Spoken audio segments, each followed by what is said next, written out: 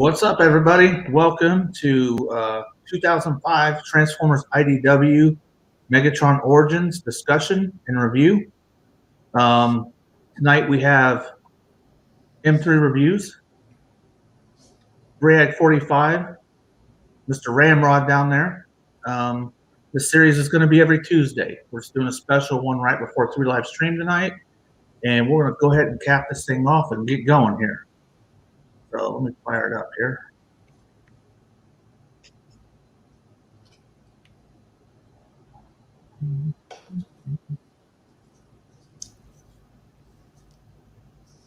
All right, so every time we do one of these, we're going to go ahead and do the shout out. So this is going to be Megatron Origins #1. We're going to do all 4 of them tonight. All right, so being of everyone, we're going to go ahead and give the shout outs. Everything look clean? Very clean. So far, looks like it's scrolling good. Okay, let's go do them shout outs now. All right. So written by Eric Holmes, art by Alex Milne, colors by Josh Perez, color assist by Zach Atkinson, edits by Chris Reel. And this particular comic was established in May of 2007. That is the newsstand print time, well, delivery time. So what do we got? What we got here is we're dropped right in the middle of a story on a planet foreign to us and a race foreign to us. But as you go on, you're going to find out that the race and the planet ain't so much different from us and what we got going on. So where we start off is 4 million years BCE, before current events. The Autobot Senate has decided that they're going to automate certain energon mining facilities, and this is where we start. So Senator Decimus and his Senate enforcers and guards are traveling to this energon mining outpost to give them the news that we're getting ready to shut you down. All right. So that's who we got here. We got Senator Decimus right here. We're gonna what we call him, Briag, his lackey. He's basically just a secretary of sorts. Yeah. But yeah, personal lackey, secretary. Yes, sir. So we're down in the mines right here, and we're getting ready to find out that the Autobots are not quite what we're used to them as. There's a lot of looking down on lower class Cybertronians. So, you know, the upper class and the rich, they get all the preference treatment, and a lot of these lower class workers, you know, they're getting kind of looked down upon. So, you know, this is the first time we see Megatron here. Okay, so they have got all the miners there, and they're addressing that they're getting ready to automate the facility, which does not set well with the workers. Not real sure on some of these who are. We've been trying to kind of figure out who they are, but not real sure. So as they address the crowd obviously does not like being automated. You know, there's still energon in this mine to be had, and it's getting scooped up by the Senate, you know, for their greedy ways and their greedy purposes. So they kind of stand up against, and right away, the Senate enforcer just smashes this worker here. So as you can see, that doesn't go over too well with the crowd.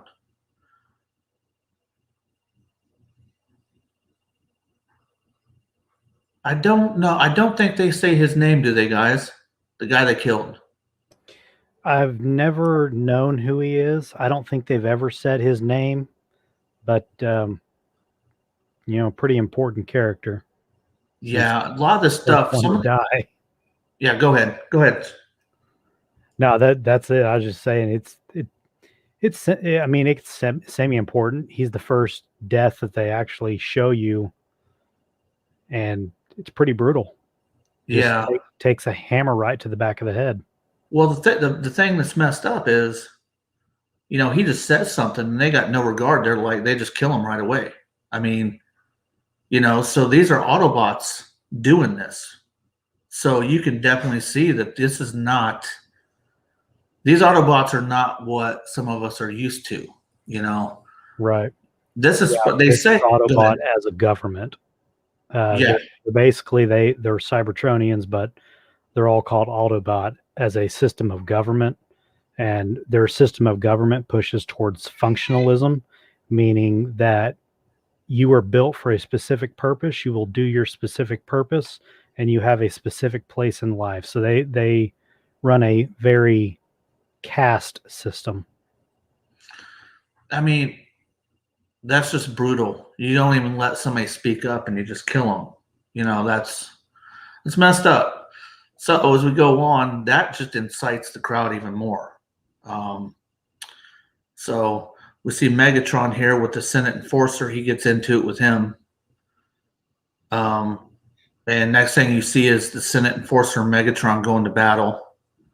And that's when we see that's when we see Megatron taking these steps.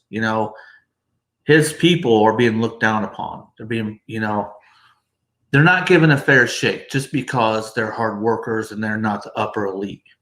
So this is where he's going to take his transformation. He's going to stand up for what he believes.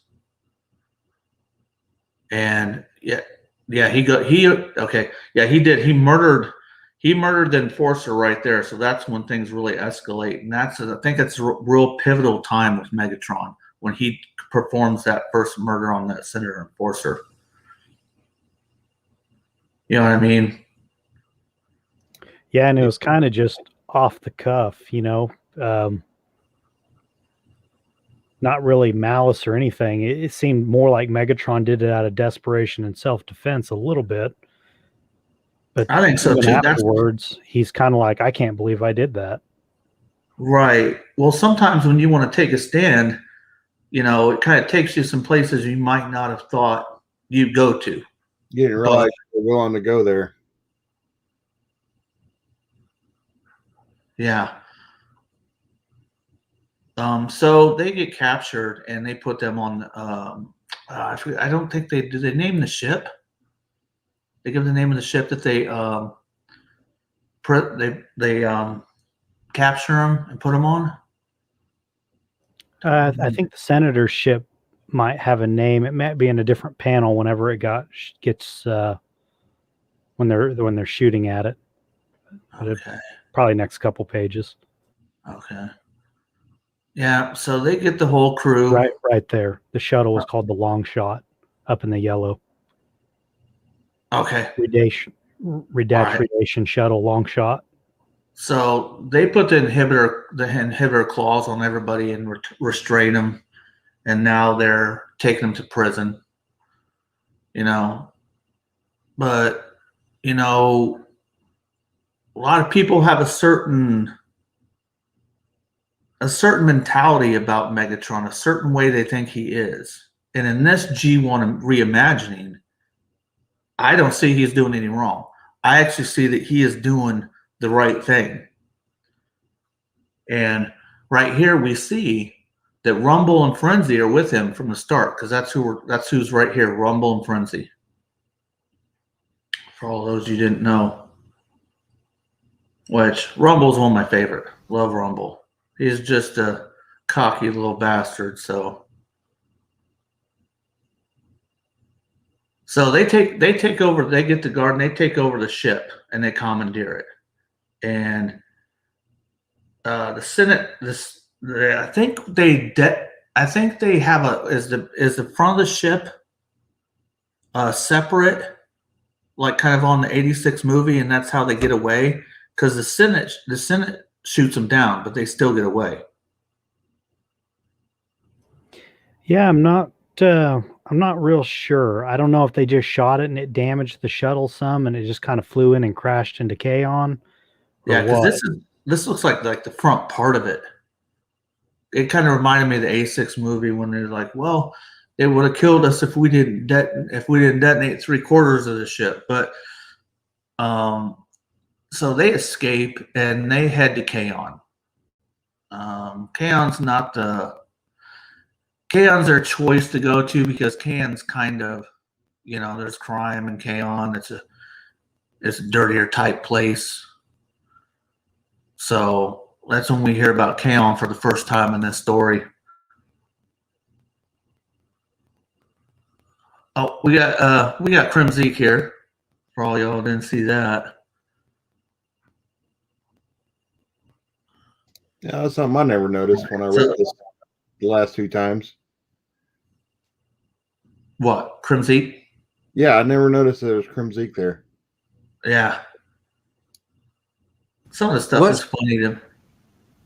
Go ahead. What is Crimzeek? He's like an energy fucking burst of something. I know what he is in the movie or not even in the movie. I know what Crimzeek. I think Crimzeek fucking makes a show up in one of the Transformers movies with Michael Bay. He's the little green guy that's on part 2 when Megatron's out in the desert and shit, and all the fucking, half of Megatron's face is missing, and the little Crimzeeks jump around and shit. There's not just one. There's like 5 or 6 or some shit. I don't think Crimzeek is in any of the IDW comics, is he, Briag? No, he just there's little Easter eggs of him like that. He's from the G1 cartoon, and he's pure energy. They depict him as electricity, and in one episode he multiplies and multiplies because they feed off of energy. I forget how they have to get him under control, but he's kind of been a mainstay Easter egg character in lots of series. Yeah, I love Crimzeek's one of my favorite characters, but we digress. So right here we see Sentinel Prime for the first time, and Sentinel Prime's all hooked up with the Apex armor and stuff. So he's the Prime that is currently right now. We also see Prowl right here. So Prowl's been chief advisor amongst Autobots for a long time. So they have but I did notice, Briag, that Sentinel Prime really doesn't like to get his hands dirty with the political mess. It's the kind of the gist I was getting from it. Correct. He is Sentinel Prime's more of an enforcer and a doer, and he would rather be pounding thugs and being a police officer than he would actually being a leader or a Prime, unless being a Prime means he can punch some faces in. Right. He is definitely a brute. So that's where we're in with the first issue. So let's go ahead and check out these covers for the next ones. I have the links in the description, so where you can go to purchase the comics. So if you can, please support IDW and what they do.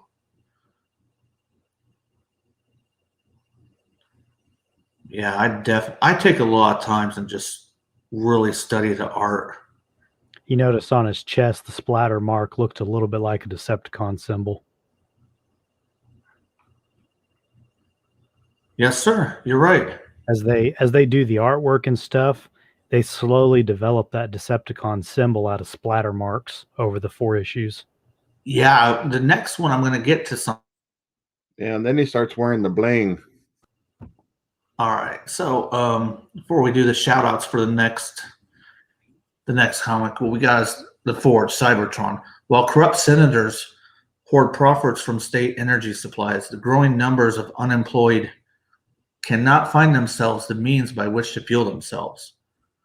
When the Senate elects to automate yet another off-planet mine and make all employees redundant, the betrayed miners rebel. The security forces come down hard. The result? A massacre. Key workers are held responsible. En route to prison, they make a desperate bid for freedom by commandeering their shuttlecraft and fleeing to one of the most troubled population centers in all the city-states, Kaon, a place where life has no value and death sometimes has a price. All right, so we got the shout-outs for the next one. Yeah, it looks like, again, written by Eric Holmes. I think he did all 4 of them. Art by Alex Milne, pages 1 through 11 and 20 through 22.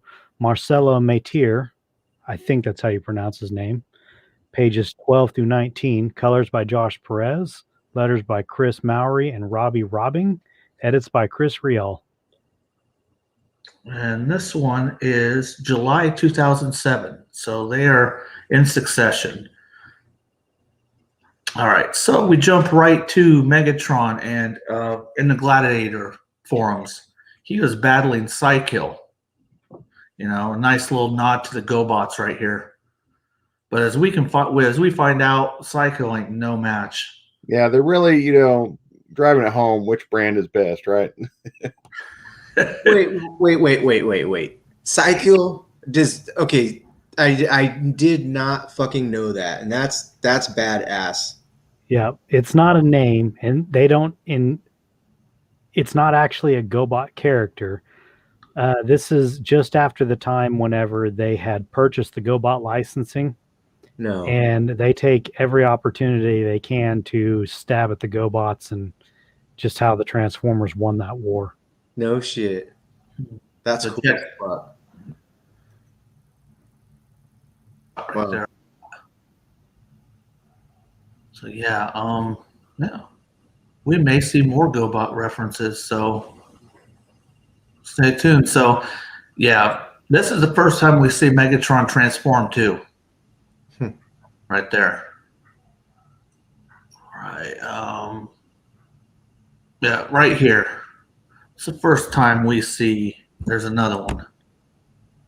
Yeah, and that's supposed to look like Crasher from Yep. GoBots. She had a face in the cartoon, but the toy had the visor. Yeah, that's Crasher. When I looked up information about everything, and even they call him Crasher too, so that's who it's supposed to be. Oh, and there's Clinch, and then there's Beta Bear right here. The character wise, Clinch is what kind of title would you give Clinch? kind of the leader of the pits right now. The guy like managing and running the pits, but later he's in the pits, so he's obviously a fighter. So he's one of the top dogs. Right, which he's getting ready to find out he's not the top dog, and we all know who the top dog is. Right here, we talked about that symbol a little bit ago. As you start going on through here, do you kind of know that they made that symbol kind of like the Senate symbol? Next time I see this symbol for the Senate, I'll point it out. Like in the early beginning, his symbol kind of resembles a little bit of theirs. So okay.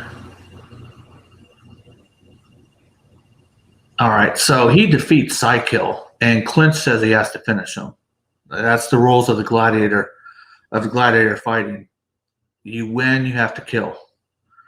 So it appears to me that he didn't want to do it, but he ended up doing it anyway. So he's taking that next transformation. You know what I'm saying? And yeah, there's a better shot of Crasher. I think that's funny. So 2 GoBots right here. And we got Beta Bear. He comes into play a little bit later. And I forget this one's name. We had thought it was King Atlas, but I found the recolor of it. It's Thunderwing. Or not Thunderwing. Oh, I got them all written down from when we're at the end and I do roll call. Okay. Yeah.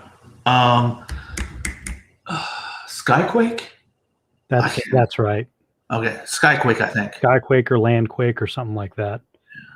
So the crowd cheers him on, and he ends up killing Psykill. And right here, this is a point that a lot of people hate. I do not, because Cybertronians they all wear a helmet, and right here it shows Megatron taking his helmet off. I think is it probably the only time we ever see him take his helmet off. Right here. Yeah.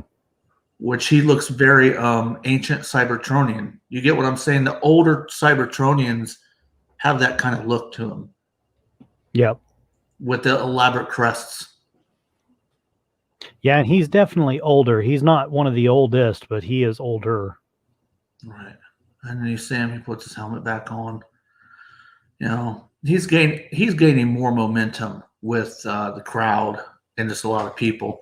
So here we see it's like the same lackey for Senator Decimus. I'm not sure if it's the same guy, but it looks just like him. And he's having a meeting with Senator Ratbat. Brad, you can explain what Senator Ratbat's kind of doing here a little bit better than I can. So Senator Ratbat, he's kind of what you would call a market maker. For those of you that know the stock market, he controls a lot of things like supply of energy, makes bets on stocks or whatever they're going to call it in this world. But he pushes the economy in certain directions to ensure the rich stay richer, poor stay poor, everybody stays in their class. So he's manipulating the economy. Would you say that, or is that incorrect? Yeah, definitely manipulating the economy to keep it on the course they want it to be on. Okay. Definitely, if I miss a point, please interject. So let's see. And it's kind of taking us through some battles with Megatron really quick. Me and Briag were wondering, Ramrod, this kind of looks like a Wraith, which is in one of the later on comics. Do you remember the Wraiths, Ramrod? I think so. I can't remember if that's what they are or not. Yeah. They're called Wraiths and Dire Wraiths. And this comic was done back in DW before the concept of Wraiths and Dire Wraiths were ever thought of in IDW. It might be like a probably just a coincidence, but it's kind of neat in a way that it shows up like that. Yeah. Well, as you can see in this comic as well, they are really adding in the characters, which at the end of it, we'll go through a roll call. What characters were referenced, what characters we saw, and what characters died. Was that one of the Predacons in the last page? Yeah, they're all in here. Yes. Tantrum and Headstrong. I think it was Tantrum, the bull. Yeah, the bull. Okay. Now, this kind of skirmish kind of confuses me a little bit. So if either one of you could kind of shed any light on this, I know all of a sudden Clinch is after Beta Bear. And I don't really understand. After Beta Bear? Yeah, because he's like, come here. And then they're like, oh, man, damn it. Beta Bear's toast. Oh, they're trying to circle up. He's calling them all to circle up, and he's like, Beta Bear, come here. And Beta Bear gets like hacked in the back or something by the Blue Swords. Okay. It's like a team match, isn't it? Yeah, big team match. Clinch, Megatron, Rumble, Frenzy, Beta Bear. I think Tantrum and another Predacon are in there. Hunger is in there. So some of your big boy Decepticons, all in the middle. Yeah. So this is when Megatron overthrows Clinch and takes over. Correct? Yeah. Yeah, he basically threw Clinch to the wolves, telling him to take one for the team. And now they're circling up and reassessing. Is Megatron's is his power for starting to take, it looks like he's starting to come up command that he's it's because it's naturally in him as what he's made, or is he finding it in his own mind to come up above and takes a stand and leads? But like we all know, in war, ideals get skewed and compromised. So that's the whole story. This whole story, you're just going to see so much changing and moving and adapting of different characters, because that's really what happens. So yeah, he is definitely, I think a natural born leader, and it's coming out. Yes, you'll learn later that Megatron actually started out writing a book and releasing it to the public pages at a time of ideologies of why the system we're in should not be the system we're in. And it just so happens, him being in the gladiatorial combats, he starts really seeing his leadership abilities and starts using them. Right. Because really, the Autobot cause in the Senate is not good. You know, right now they're not the good side. And that's my opinion. I mean, so, and what's happening is what Megatron is doing is catching the eye of what we call the Senate and the Cybertronian police. Yeah, the Autobots are basically a police force, a police state, basically, with the Senate. And you got your main good guy characters here, which to them, they're just doing the job they're told to do. Right.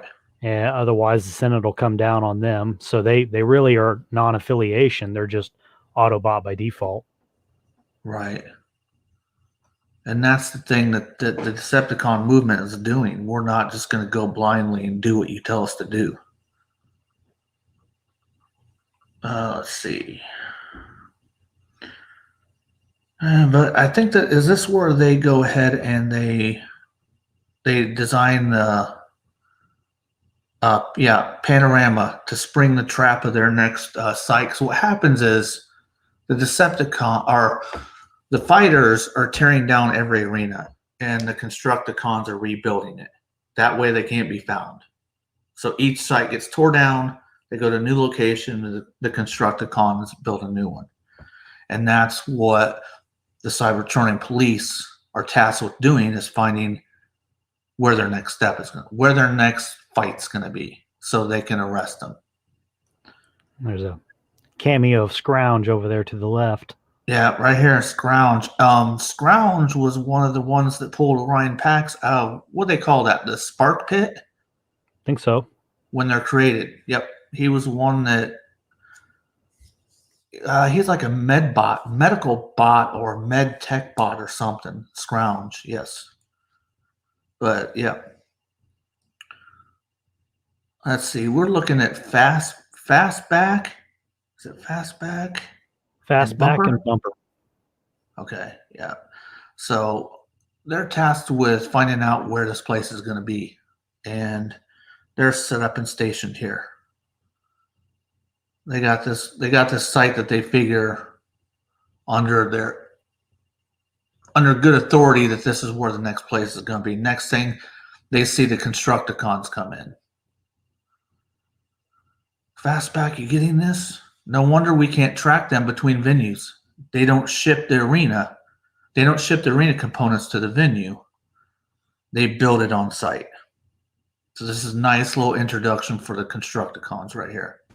Are there 8 Constructicons or 6 or 7? Because there's always that open, like, oh shit, there's like 12 of them or some shit in this continuity. I think they do a really good job of keeping it at 6. Go ahead, Ramrod. I thought you were saying something, Ramrod. Oh, I was just saying there are 6. Yeah. Straight up 6 of them. Marcos likes the Constructicons and Devastator, so one of your favorites, right? Yeah, I'm glad to see they're in it so early. I hope they don't die later.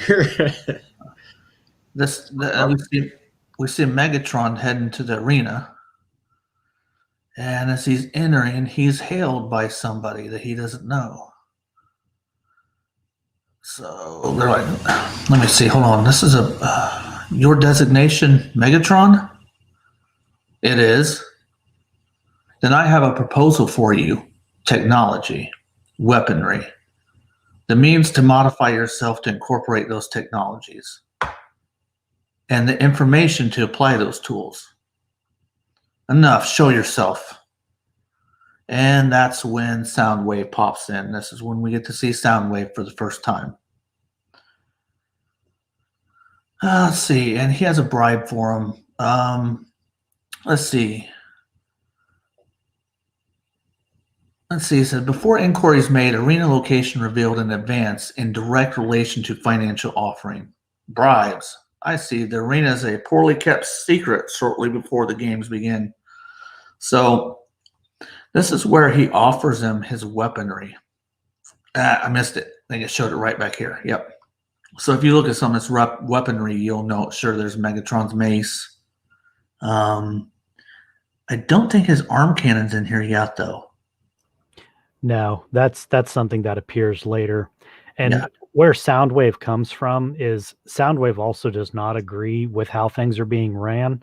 He has his own agenda.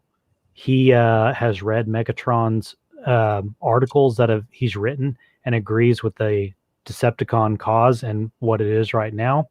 But Soundwave is currently on hire from Ratbat, and this is where Ratbat's actually getting involved. He's giving all this weaponry to Megatron and his crew in hopes to start a type of war for financial gain. Well said. You're a smart fellow, you. Okay, so the whole time, Bumper and Fastback they're watching this go down, and they just get made. So we know this isn't going to end up good. First time we see Ravage and Laserbeak as well. And I think Bumper is the greenish one. Fastback is the red one. I might have them backwards. Yeah. Bumper is supposed to be a yellow one. Okay, so they capture Fastback. All right. And Megatron kills him. Smashes his head right away.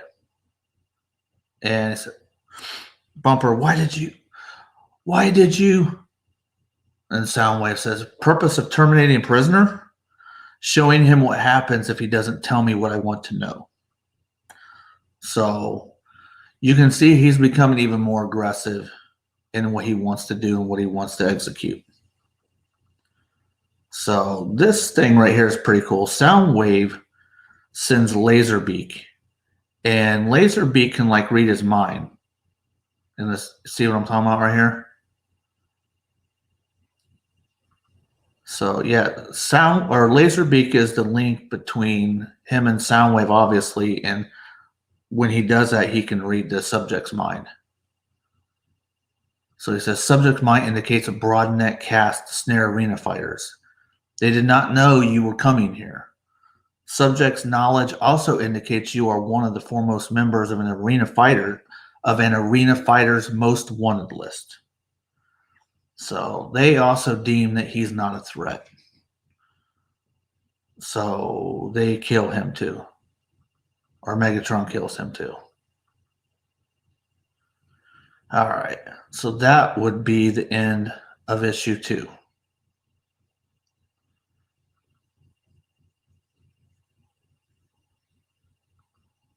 Sorry, sometimes I get caught up in just looking at the art. No, it's fantastic.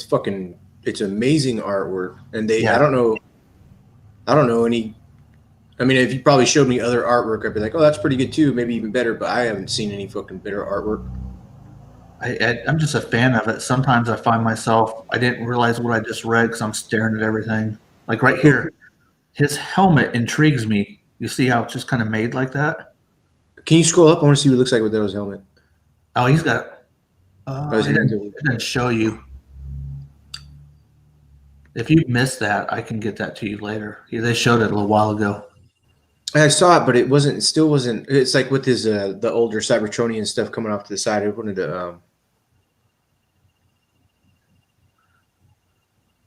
sick. Yeah. All right. So limits.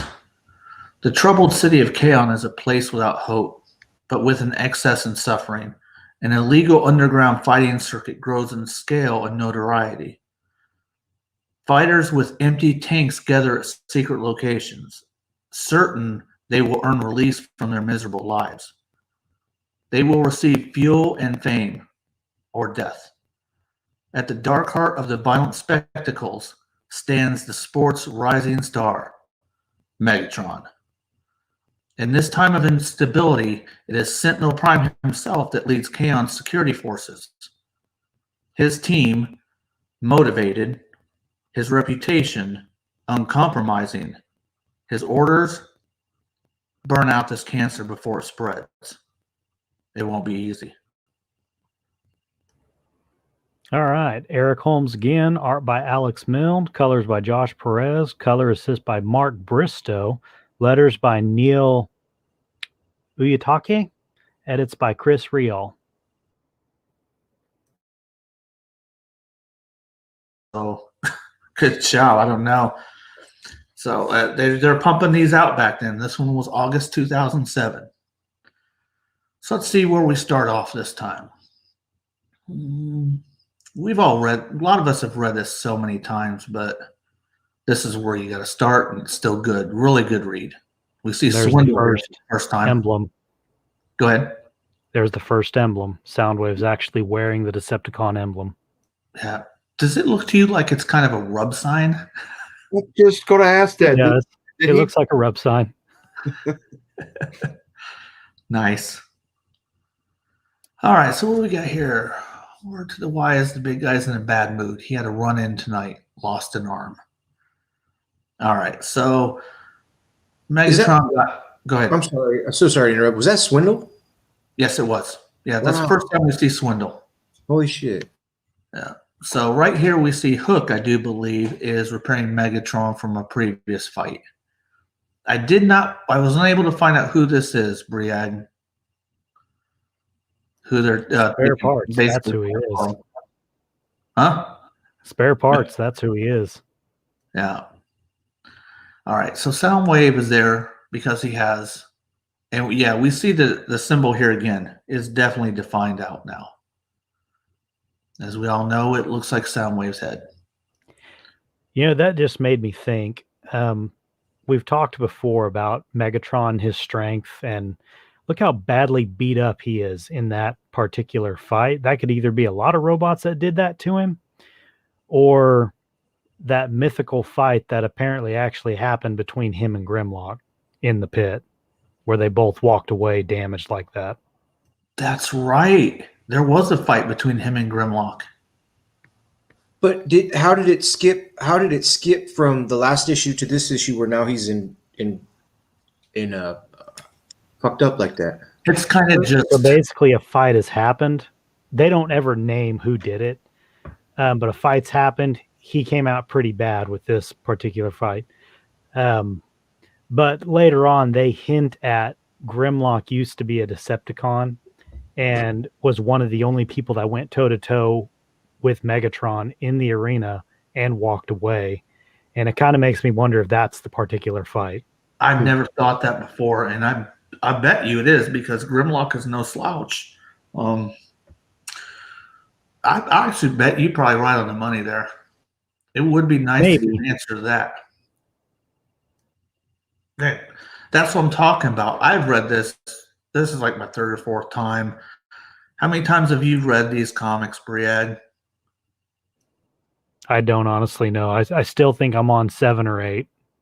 Okay. Ramrod, how many times have you gone through these particular comics? I think I've only read this, the Origin, Megatron Origin, about 3 times. So yeah, I'm not as far as Briag. I think this is my 4th time. I love it. It's great. So what we see here is Soundwave has something that Megatron's been looking for, which I think is a pivotal part. Your request for a flight-capable combatant. You have one? Negative. I present 3. And this is where Starscream, Thundercracker, and Skywarp are introduced. Which, love these designs too. Look really good. That also hints at the fact that none of the robots can fly innately. So like back in the G1 cartoon, the Decepticons could fly just out of nowhere.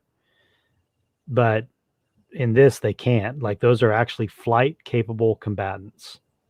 One thing that did take place before here that I didn't point out, you can see in the crowd, comics before this, Starscream is in the crowd watching the fights.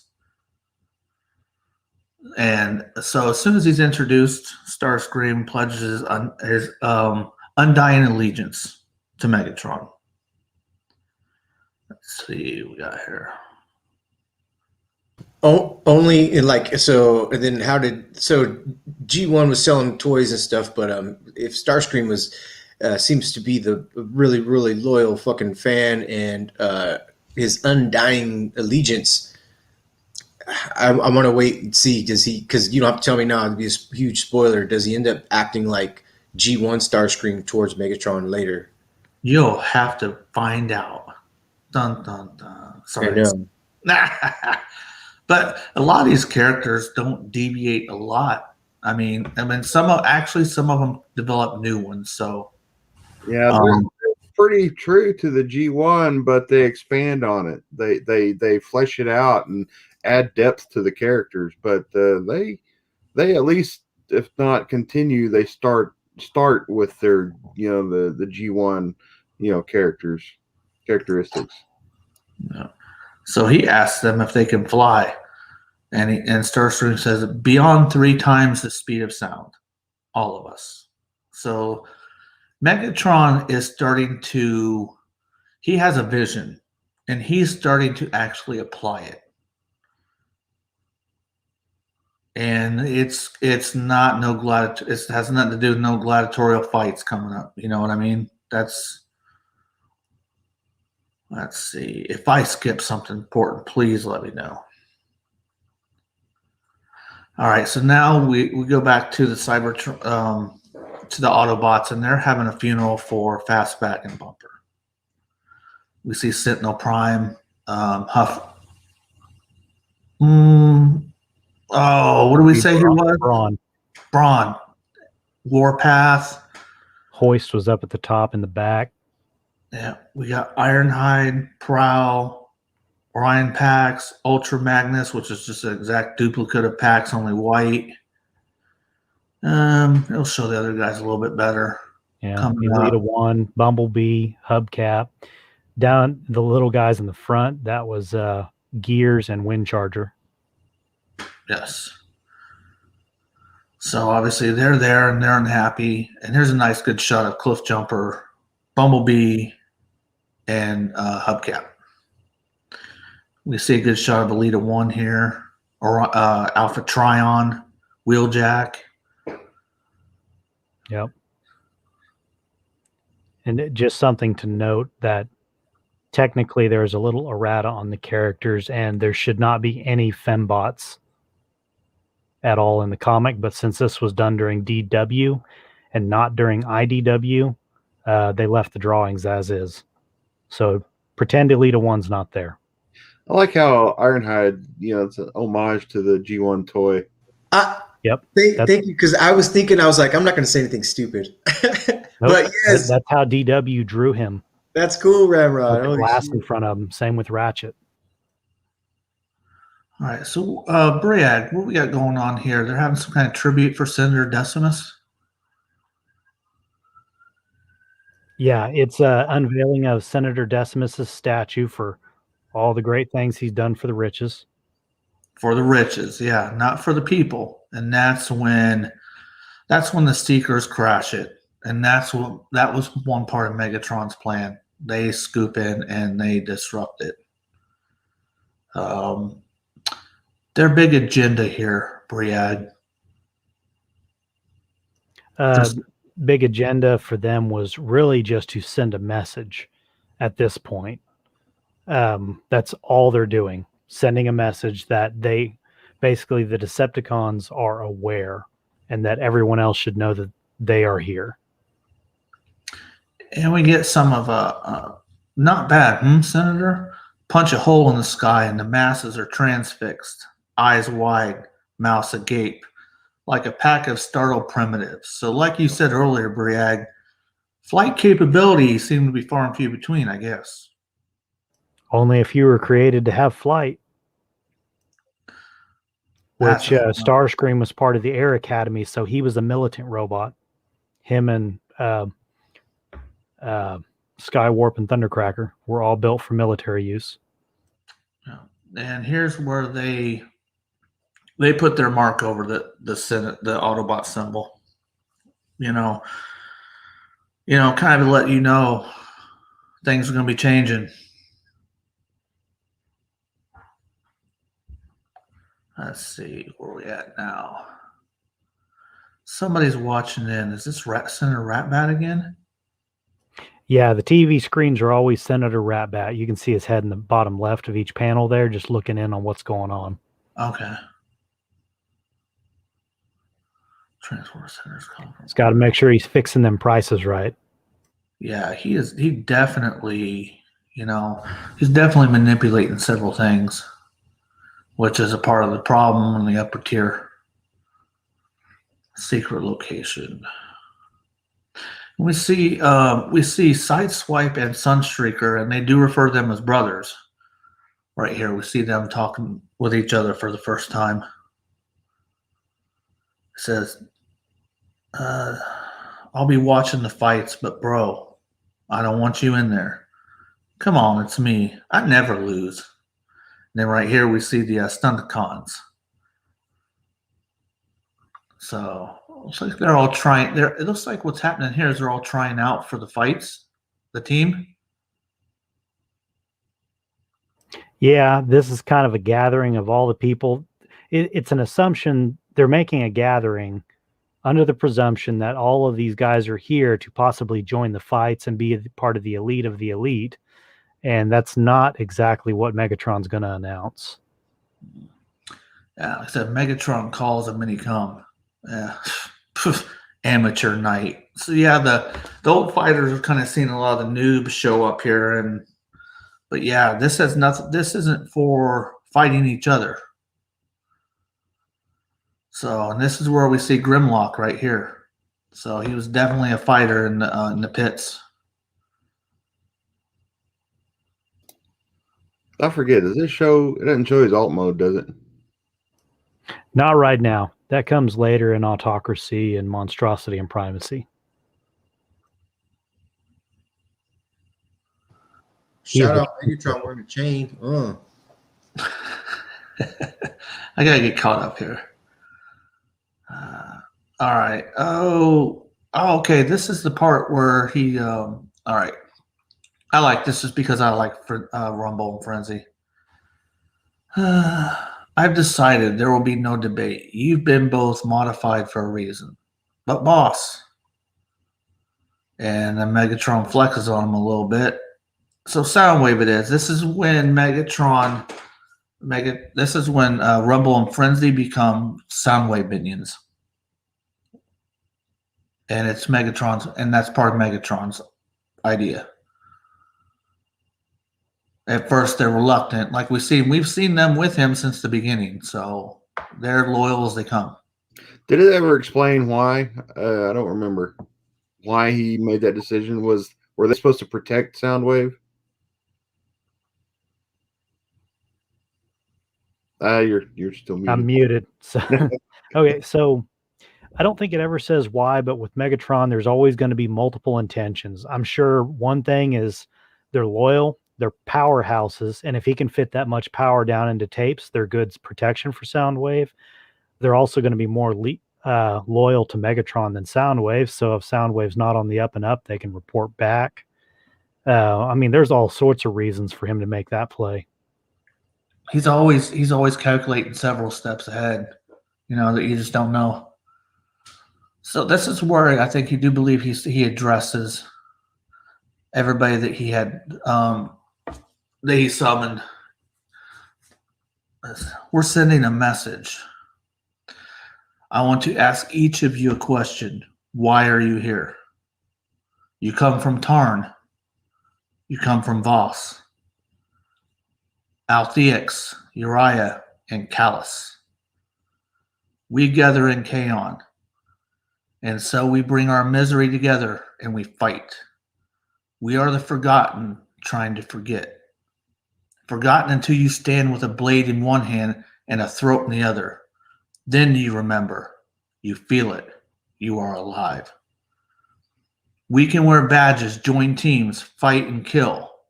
Then the badges comes off and you crawl home. Assembled here, I see strength, power, the most dangerous Cybertronians alive. So what if the badge never came off? What if our new arena was the entire face of the planet? What if there was one badge for all of us, and instead of fighting each other, we attacked those that put us here? and we take what is ours. Would you have the bearings for that? Would they? Look at the fear, the self-interest, the loathing for us, loathing for what they have created, fear for what will happen. We are without fear, and we will make our mark upon this world. Why don't you all get started making an impression? All teams, if they surrender, let them give up. So this is when Starscream and the Seekers captured Senator Decimus, and that's what they're throwing him out as. That's where they're attacking him. But the Cybertronian police intercept. They found where they're at, and they're taking them all.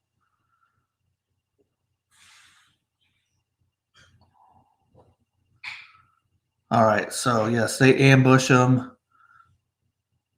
They take them all to jail, it looks like. They capture even Megatron. So their ambush of the fight of the their ambush was successful, and now they're taking them all to prison. Let's see where we at.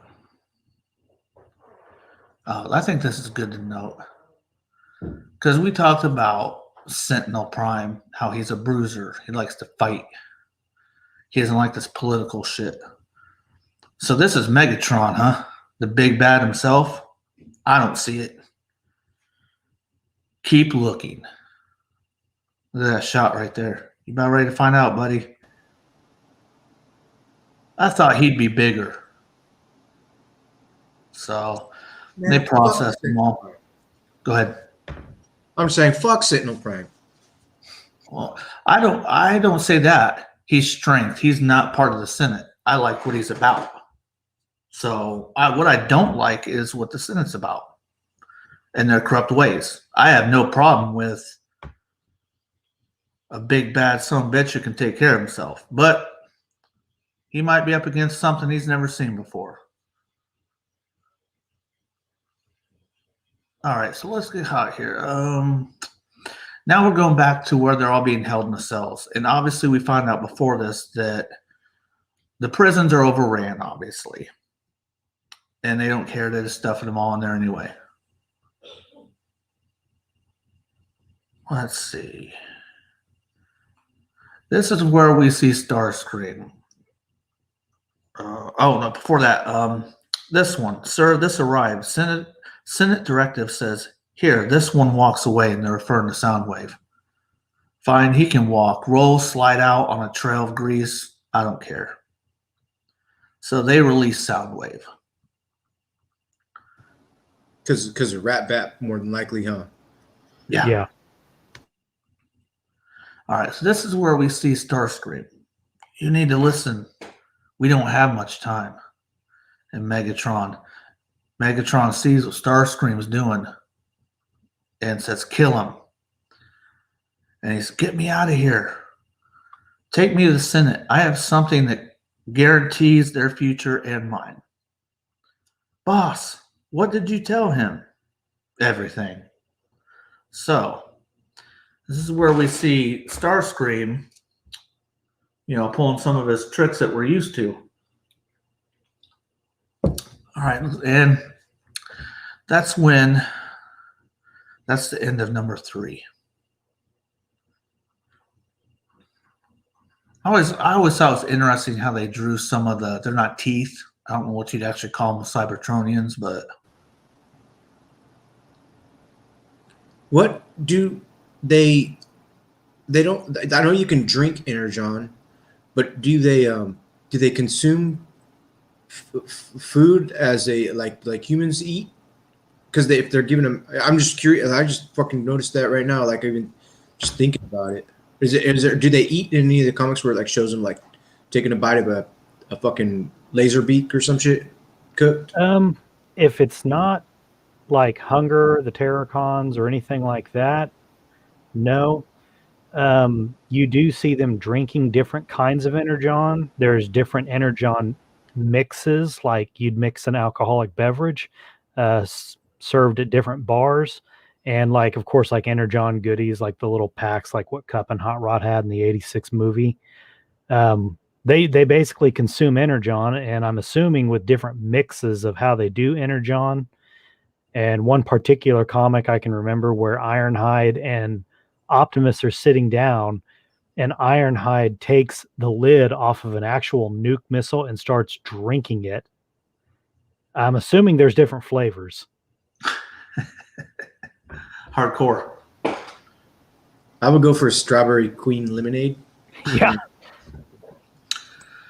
All right, so we're going to start the final issue of this arc. All right, we already seen that. I did like when you get them digitally, you can see all the covers. I do like that a lot. Precursor, outlawed, hunted, seized. A successful mass arrest led by Sentinel Prime deals a single staggering blow to the underground gladiatorial games. Megatron himself, a complement of gladiators and a legion of their fans now fill the holding facilities to the bursting point. From one of those cells, Starscream risks his life to beg an audience with the Chaos Council. He has something to say to them, something that could change everything. Okay, written by Eric Holmes, art by Alex Milne, colors by Josh Perez and Mark Bristow, color assist by Gabe Eltabe, letters by Neil Uyatake, edits by Andrew Stephen Harris. You're killing it. You're killing it, Brad. Let's see. September 2007. All right. We see. All right. We're taking back up where Starscream has requested an audience, and Megatron is pissed.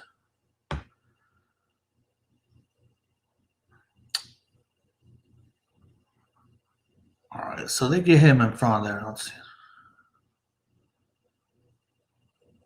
All right. Let this special hearing of the Chaos Council be marked as in commencement. Prisoner Starscream, I'm required to list your charges as follows. Assault, murder, armed robbery, destruction of state property, inciting civil disobedience, extortion, kidnapping, deceiving, and selling stolen goods, passing counterfeit funds. Firing upon a state senator, multiple counts of attacks on state officers and state property, supplying known criminals with illegal weaponry, vehicle theft, and misrepresenting yourself as a state official. Nobody's perfect. So, why did the prisoner seek an early hearing? I was eager to see how the other half lived. Nice planet. This chair holds the prisoner in contempt. I suggest a movement to expel the prisoner and return him to confinement. Oops. Do your empty chairs also hold me in contempt? Listen up. I am here for a reason. I have a message for you, for all of you, from all those in your cells. Through your own interest, you created this. You brought us here. You didn't just make it possible. You made it happen. All we did was give it a badge. Take him away. I don't think so. Security chain. I don't think that's going to help. And so he actually was not betraying. That was in phase 2. That was all part of Megatron's plan. Yeah. To get him close to the Senate. And this is where they kill Senator. Hey, shut up. Sorry about that. And this is where they kill Senator Decimus. I mean, you can tell they killed all of them. Oh, okay. My bad. A massacre. They're not messing around. I mean, they've been oppressed for a long time and they're standing up. Whether you don't like Decepticons or not, whether, where they ended up being, where they started was not a good place. So I'm curious, Brie. I like to. This is kind of the ending of the series. I'd like to kind of hear your take on how this kind of ends up. So, it starts with Megatron having an idea, and then he's basically made that idea happen using brute force and violence with an uprising against a corrupt system. And before that, and it will discuss this in later comics, Megatron's articles that he's written were never about violence. They were always about like civil disobedience, kind of like a Gandhi method, like always be civil, even if you have to disobey, just be civil, have political disagreements and try to sway things without violence. Well, somewhere along the lines in here, he's realized that the upper crust isn't going to listen without a little violence, and then it just gets a snowball rolling, and they're just going and going and going, and that's what we're going to see throughout probably the first half of the comics until they get to a big segue later on. Okay, and right here we're setting up for the ending. They're releasing all the prisoners. Today is the last day we blow with the wind. Today is the day we harness Kaon. Today is the day we ride. All right, next thing we see is Soundwave coming in with weapons for everybody. And this is where he gets the fusion cannon, correct? Yeah, I think Starscream gives him, yeah. Yeah, I was surprised he got from Starscream. It doesn't really say where it came from or what to be of it. You know what I mean? Swindle. Let's just say swindle. All right. When in doubt, when it deals with arms, swindle. Or probably in this case, if it's coming from Soundwave, it was most likely coming from Ratbat. But it's interesting what Starscream says is that he always watched Megatron and knows he leads with his right. And, hey, something to make sure that a fair fight is always the other guy's problem. So Starscream's been paying attention. Starscream's no idiot. He idolizing. I mean, look at that shot right there. That's badass. So we would summarize this up. This is getting ready to come to fruition. We're getting ready to see how this all starts. Can I intervene real quick? Yeah. Can you scroll back up? I think I saw fucking Kickback. Yes, you did. Wow. Yeah. Yeah. Now, is that Runabout and Runabout one of them? Too? Forget you saw Kickback. He's not really there. Yeah, there's another appearance of a character that technically should not be there. Wow. In IDW, anyway. There's the whole lot of the G1 crew is in this all four of these. So I'll leave it for the end. All right. So he says, "Wake up, Cybertron! Your era is ending." So, Bria, you were telling me this plan that they do is this. These are the rich, the upper tier, right? Yeah, that's high society right there. Okay, so this is what high society looks, and we've been seeing what lower society looks through the whole comic. The darkness, the grunge, the dinginess, where they're being kept. Yep. So they destroy the ship. They take these upper tier out. And right here, the ship comes crashing down, and it looks like Inferno and Grapple are going to die.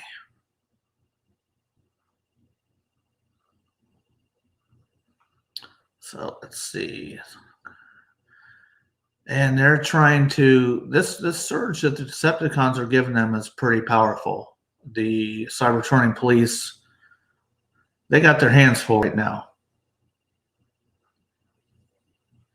And this is let's see. This is where Briag, you might be able to take them through the ending of this a little bit better than I can. This is where Sentinel Prime goes Apex. He's got the Apex armor, correct? Yeah, he's going to go get the Apex armor. So as you've seen him right now, he's just armored up, but it's not the actual Apex armor. The Apex armor is the big like flight suit with missiles and aiming and anti-aerial, and it's basically just a suit of armor and weaponry of just like huge mass destruction. And like that picture right there, he is not wearing the Apex armor. That's still just all Sentinel Prime. He's just a big bot. Dang. Okay, I thought he was all Apexed up right there. Not yet. Nope, that's normal Sentinel. See how when they were first making that symbol and he had it around his chest, I thought it looked a lot like that. It does, and he just cut some diagonal eyes in it. Yeah.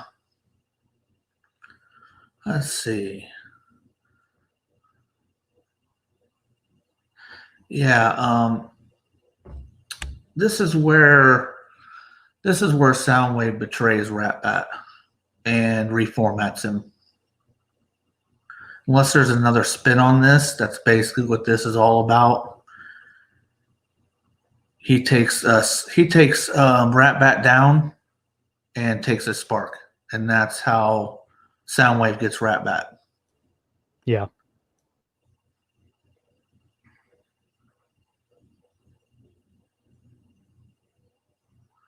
So now, they basically just give Ratbat a new body, right? They took a spark and they put it in a new body, or they reconfigured his old body, or what was left of it.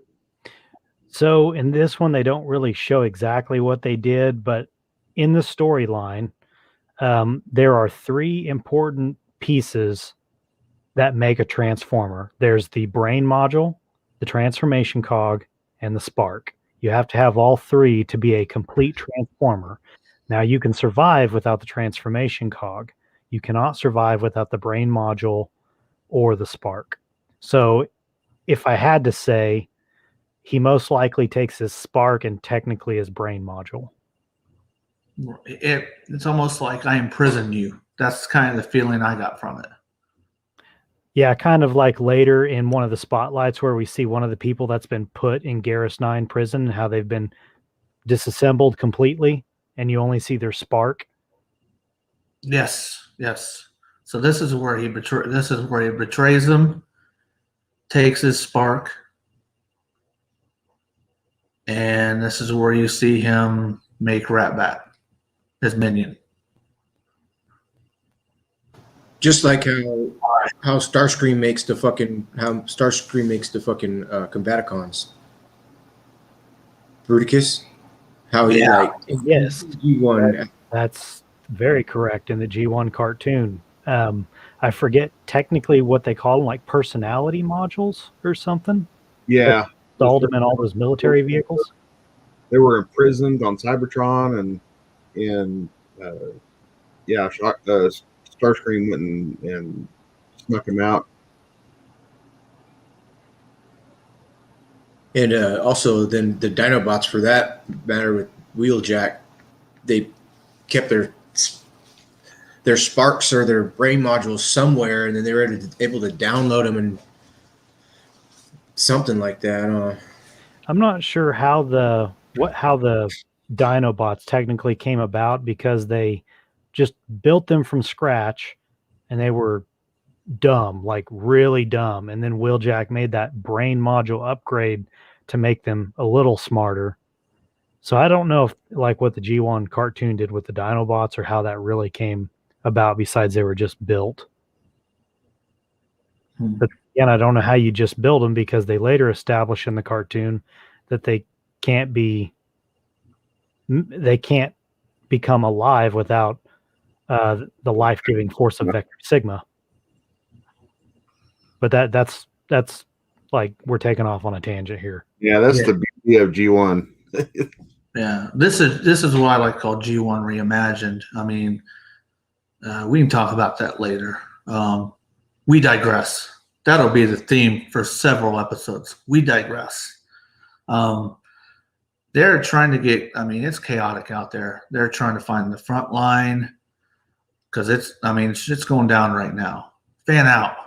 Find what and where that's coming from. And he's getting ready to find out. Sorry. What is that? And this now he's all armored up now. Now he's all apexed up. Look, okay, let's take this in. Who wants to mess with that? Let's find out who wants to mess with that. All right, Hound. What is Hound doing here? Because it's kind of important in a second. So Hound is the spotter for the field. He's giving live feed information to Sentinel because Sentinel can't see the whole battlefield in that Apex armor where he's at. He's reading a feed. Hound is doing the feeding and stuff for him. He's up high, showing him and spotting where the Decepticons are at for Sentinel. Okay. So after we just seen what the Apex armor already does to big ass Sentinel, this is going to put in perspective. Megatron says, I don't care. I'm coming for you. Look at that. Look at that shot right there. Excellent. He's a big motherfucker, dude. Yeah. That makes him, like, later on, you're going to see several screens or several panels like this where it shows two bots side by side going at each other like this and a size up. One of them is going to be Optimus against Thunderwing and Optimus against a combiner. And you'll see that the size with this Apex armor, Sentinel's only a couple head shy of being the height of a combiner. Now that size doesn't stay consistent across the whole comic series, but starting out, he's a big old boy.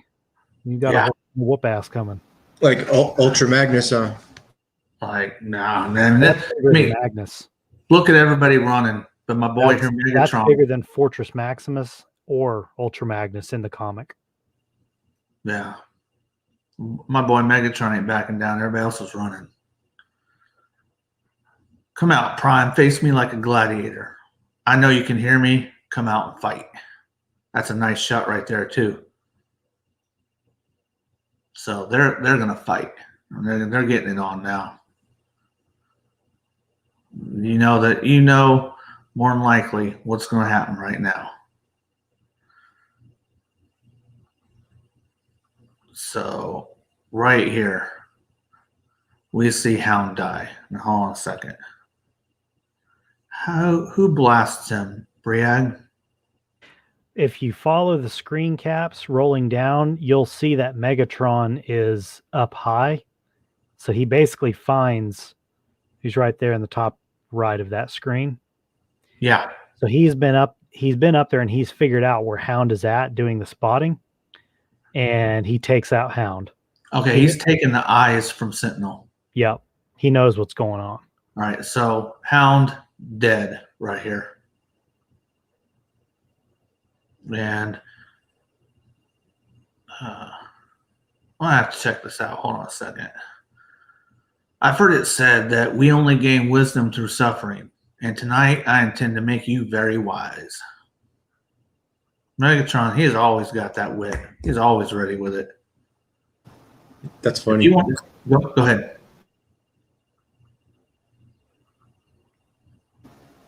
If you want to change things so much, Megatron, why don't you start with yourself?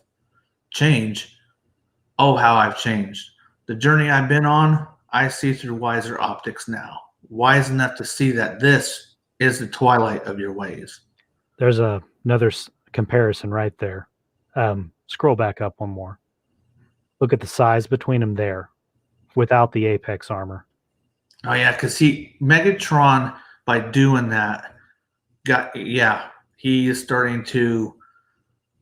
He ripped him out of his suit of armor, basically. Yeah. He's always calculating. So, yeah, that suit was a big deal. He's a big boy anyway. So, yeah, he's normally, in his normal height, he's pretty much basically the type of bot of Ultra Magnus and Fortress Maximus. He's a big bot, a little bigger than Prime and Megatron. And he says, in the dawn of mine, I will create desolation and call it peace. So now that he's kind of leveled the playing field a bit. Let's see. This is when they banter back and forth. You can really get in the meat and potatoes of it if you get it and read it yourself. But he says, I don't care why you fight to protect these people, this place, the old way. It must change. I will make it change. And whoever's in my path, Primus helped them. I don't think so, Sentinel Prime. And he's busted up pretty good. It'll matter when they see what I've done to you. So look at that. Everybody's watching. That's when you take command. You know what I mean? When you show your strength like that. Report. And now Sentinel Prime is dead. Ripped his chest open. Yep. So this is when the Cybertron police, they pull out. That's when they say, that's it for Kaon. We're pulling out. And this is how Kaon becomes the capital of the Decepticons. They take it by force.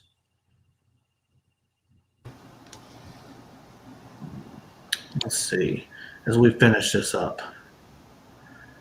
Commander Megatron, they wear your badge. They fight for you. You wield an army. You hold a city. What next? Next Soundwave? Choices. We are spoiled for choice, but one Cybertronian by birth, Decepticon by choice. You asked what next? I have a few ideas. And that's it for that. Let's go. So, hey, get out of here. That was great. Actually, good job, Pat. Fucking went through four fucking issues in a nice amount of time and fucking hit really good key points. That was really good summarization. Really good. Yeah. There's so much meat and potatoes through all of it, even the ones that kind of, you're like, that wasn't very good. You're going to find out later that there's something that was in there that was worthwhile later. So next week, we're going to do this every Tuesday at 7 p.m. Central Standard Time. Most time it'll be recorded. Once we go so far, we'll need to stop and do a summary and catch everybody up, kind of, because this is a massive story, 13 years worth. So we're going to do a summary every now and then. That's when they'll be live. We wanted to do it live this first time just so you guys could join us. So every Tuesday at 7. Do you have questions, or we ain't got any questions? I think you were going to go through the characters real quick. That Okay. Basically everybody. Yeah, we're going to do a roll call. Yeah. Of who was in the comics, because it's important. Later on, you're going to want to know, hey, when did we see that guy last? And we'll be able to tell you. So the characters that were referenced, meaning somebody referenced them and said their name, would be Senator Decimus, Megatron, Sentinel Prime, Prowl, Senator Ratbat, Beta Bear, Clinch, Fastback, Soundwave, Scrapper, Skywarp, Thundercracker, Starscream, Hook, Bumper, Hound. That's everybody that was mentioned. Now, everybody that we chronicalized and we dug up and found on our own, and there's a lot of them. They really when comic number 2 hit and on, they just started throwing the characters in there. Rumble, Frenzy, Psykill, Red Alert, Roadbuster, World Jazz, Blaster, Mixmaster, Bone Crusher, Long Haul, Scavenger, Ravage, Laserbeak, Swindle, Orion Pax, Ironhide, Bumblebee, Cliffjumper, Hubcap, Alita 1, Alpha Trion, Wheeljack, Sunstreaker, Sideswipe, Wild Rider, Dead End, Motormaster, Razor Claw, Tantrum, Grimlock, Dive Bomb, Buzzsaw, Runabout, Runamuck, Kickback, Grapple, Inferno, Overlord, Hunger, Blot, Warpath, Blades, Chromia, Gears, Ultra Magnus, Rampage, Squawk Box, Trailbreaker, Dragstrip, Broadside, Brawn, Weasel, Crasher, Monstructor, Skyquake, Seawing, Spinister, Slugslinger, Full Tilt, Tankor, Drill Power Dasher, Stalker, Scrounge. And the people that died, pour one out to the people who died. We have Senator Enforcer, Energon Miner. They may not have names, but they're very important in the developing of the story. Grapple, Inferno, Senator Decimus, Hound, Beta Bear, Clinch, Fastback, and Bumper. So remember, some of those deaths, they died in this comic. We don't know if they're actually dead. It just shows that it appears they've been killed. We put them on the list if they either were obviously dead or they gave us the idea that they were dead. Yeah, like Hound, Inferno, Grapple, how it looks like they were massacred. So yeah. Yeah, we all know that they come back, so we'll get to see those in the future. And Ramrod. You don't know that. You don't know that. Just because Prime can come back 47 times doesn't mean they can do that with everyone. Oh man. Oh. Do we have any questions? Right? There was no questions in chat, but I did have 3 things written down. In the very beginning, we saw Rumble and Frenzy with Soundwave. If they are Rumble and Frenzy, Rumble's obviously blue, Frenzy's obviously red, but I did see, I kind of answered, you got the comic answered their own questions when they got a hold of Ratbat, took a spark out, and then Soundwave transferred over into, he is an actual tape, but he's not a tape.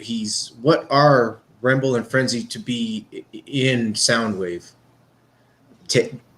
So basically, they just transform into a compact something like a diskette, tape, if you will, or like when you saw the picture of Senator Ratbat, his spark being taken out and put inside like a tape thing, like a storage container.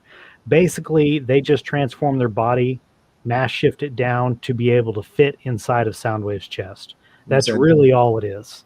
And so Soundwave can constantly be like when Laserbeak was able to read the mind of who was he reading the mind of, and then was relaying it to Soundwave, like as if Soundwave. Fastback. So Laserbeak was kind of doing some psionic work. That's just something that Laserbeak kind of has a specialty of. He works with Soundwave to be able to read mind waves. That is something that Soundwave has stayed consistent on from his G1 counterpart, is being able to read all kinds of waves in the air, and that only gets stronger throughout the series. Got it. My other thing was Inutabi noticed old Roadbuster. So I've seen Mastermind Creations Roadbuster. Roadbuster's a repaint of someone else, or somebody else repaint, or somebody else does a repaint that's not Roadbuster. Strika? I think it was the Strika toy they repainted into Roadbuster. And so Roadbuster by MMC is like a brownish, greenish color. He's got some browns, some greens. Is that right, Roadbuster? Yeah. Yeah. Okay. So Inutabi said, "Look at old Roadbuster in comments." Yep. And then Inutabi says, "Why have I never heard Beta Bear before?" He's a new character that was developed for this particular comic series, and you got to remember that Megatron Origins was actually written and illustrated for the DW Generation 1 comic series. Whenever IDW purchased it from DW, they shoehorned this into the story because it was written so well. That's why people like Kickback and Elita 1 are technically not supposed to be in there. There's a few characters that you just kind of got to gloss over in this particular comic. It just it fits so well as being the origin story of Megatron that they couldn't throw it out. It's just too good. Awesome. I never heard of Beta Bear before either. When you guys were talking about him the other night, I was like, Beta Bear? I've never even remotely heard of that name. They said his name one time, and then Pack and I spent like an hour online trying to make sure we could identify who Beta Bear is. They said his name once, so apparently it was important enough to say. Huh. You're not the only one, Marco. I didn't know who he was either. Oh, good. Thank you. And then last one was for myself was, and when you say "What's up, bro?" Hey, what up, sister? There's the immediate translation of male, female. So when we were watching or I was listening, it gave reference to Elita 1, but you guys immediately said that there's no fembots at this time. So that was just a drawing that somebody put in there. So there's no fembots in IDW yet, but then in about 5 minutes later, I forget who it was, but said, "Hey, bro," like something, but he said "bro." So that there was a nod to male, female if you say bro, because if you have a bro, you immediately have the yin yang. There's got to be a cis, right? That was Sideswipe and Sunstricker. Correct. And Mark Brothers, right?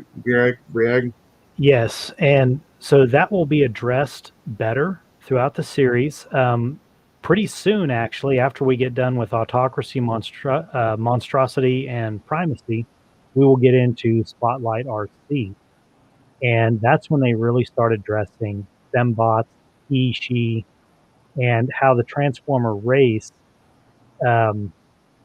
just kind of, what I want to say, they defaulted to using the male pronouns on everything. Well, it's because the fembots have been gone for a long time. Extinct almost, huh? Not extinct, but that is like at least 150 comics down the road. Wow. So it's way far out there to even think about. They've got enough issues coming at us to just keep it in the back of your mind that the fembots are there. They just shouldn't have been in this comic because this was drawn by DW, not IDW. Well, there's that one G1 cartoon, and I'll bring up one more last point, but the G1 cartoon where it's I think it's already into Generation 2, and Starscream says, "Oh, you brought your girlfriends. I thought you guys were extinct." Well, that was G1 cartoon season 3, wasn't it? Huh. I remember the fembots in G1 cartoon. They put them in when they realized that they were going to have RC in the movie. Yeah. I remember there was a little bit of a fit thrown where they had to throw in some female robots, and they got extra mad because RC was pink. Actually, I think that it's very important to do females and males. That it's somebody who's female might be in. We don't have any females in chat, but there's got to be something weaker that has to be protected. Maybe can be an opening to a bunch of stories. You know, Optimus is always protecting Elita 1. RC's always being protected by Springer. Don't let RC hear you say that. That's why we have Beta Bear. He's not Alpha Bear for a reason. See how smart you motherfuckers are? Damn. But okay, so then the last thing that I want to bring up is who in the fuck hates IDW? If Ninja Bill 1000 ever watches this, yes, Ninja Bill hates IDW, and it's like, why? No shit talking to Ninja Bill at all. What's up, Ninja Bill? If ever you watch this, man, I love you, brother. But he doesn't like IDW. It's there's so many fucking links to G1. It's ridiculous, and they're all in here. You know what though? That's the flavor of what we need. We need people that like things and don't like things. You know what I mean? It gives a good balance to everything. So, you know, if you don't like something I like, there ain't no problem with that. No, absolutely, 100%. But like you said, to us, this story is amazing. It's I great. don't get it. Involved. It evokes emotions. Sometimes you get mad why they do that. Sometimes like, oh, that's awesome. Or, you know, any story or any movie, any show, anything that evokes emotion, is good quality content. So Yep. This comic will cover everything from religion to politics to relationships. There's all sorts of things that they discuss and go over in the Transformer world that directly relates to our world. And I could see some people not liking IDW. There's some low spots in it, but and that's like everything else, it's flavor. And it's like the toys we collect. Just because you don't like Warbitron combiners, but you like Toy World's constructor, hey, you win because you got what you wanted. And as long as everybody's getting something that they want, that's something we can all appreciate. right. Okay, well, Marcos, do you have any more questions? Okay, we're going to close this down because we're coming right back on to the 3 live streams in about 14 minutes. So we're going to get off here. Next Tuesday, 7 p.m. Central Standard Time. Like I said, probably be recorded. We'll go so far. Then we'll throw up a summary and bring everybody back in. You never know, man. Sometimes these guys are probably like, man, he changes his mind all the time. So they have to put up with my bullshit all the time. So that's my plan right now. If the public has any questions, write them down, put them in the chat on the next episode. We'll address them. So next episode, we'll be doing continuity. Next one I know is in continuity is Spotlight Orion Pax. That is the conundrum of, what is it? The continuity? No, there's a title for the Spotlight Orion Pax. Somebody's conundrum. Oh, Alpha Trion's conundrum? I don't know, but that's the one we're going to be covering next. And so we do appreciate everybody stopping by. Stick around because we're coming back on. So everybody say your peace. See you next time. Yes, absolutely. Thanks for coming in, you guys. I am very thankful and a great IDW conversation. Bob, we've